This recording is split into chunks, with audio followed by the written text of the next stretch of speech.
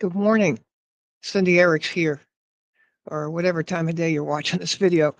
Cindy Erics with Erics Environmental Consulting.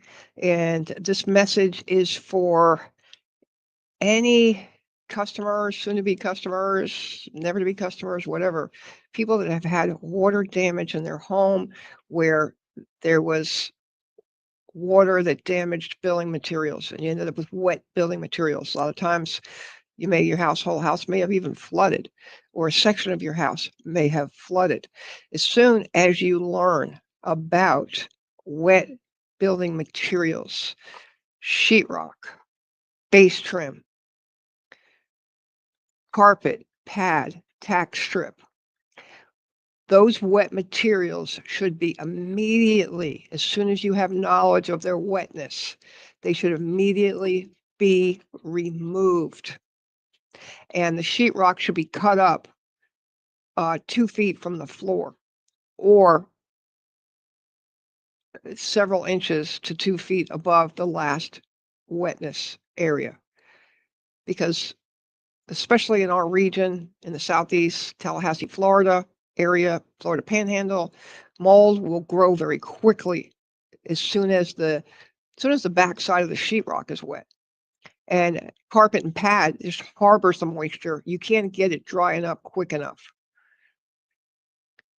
So I recommend that if you had a flood loss and your insurance company, you called your insurance company and they sent somebody out to just suck up the water and put fans down. Now the fans are probably going to blow any mold that started growing all the way through the whole property and cross-contaminating and causing you more money, which they'll put limitation caps on the mold.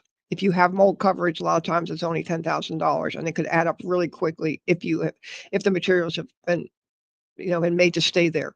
And I would not wait on an insurance adjuster to protect your property. You're required, you're required just as a human being to mitigate your loss.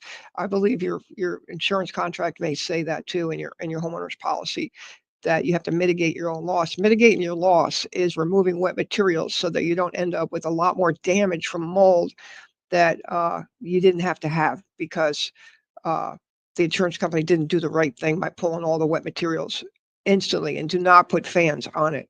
Dehumidifiers, yes, to dry out. So I recommend that you do that right away. If you have furniture that got wet at the bottoms, that needs to be, of course, the furniture is going to need to be moved if you have carpet to remove, but it should be lifted up off the ground with something to keep it off the ground. If you could get it outside, out into a garage, and put it in a contained space where you cover it with plastic, cover the whole area with plastic and seal it in, but put a dehumidifier in there so that it starts drying it out. So you don't leave it to just grow a lot more mold or start growing mold if it doesn't have any. So I hope this was helpful to you.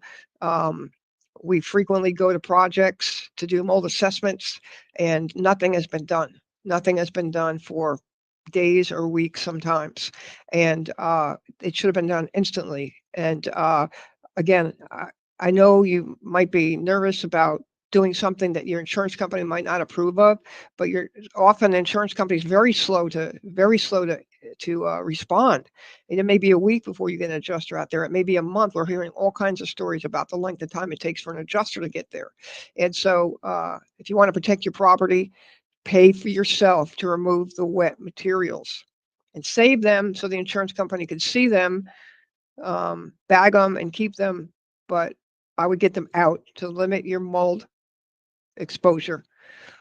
And if there's any question about residing in the property, then just don't until it's been properly assessed.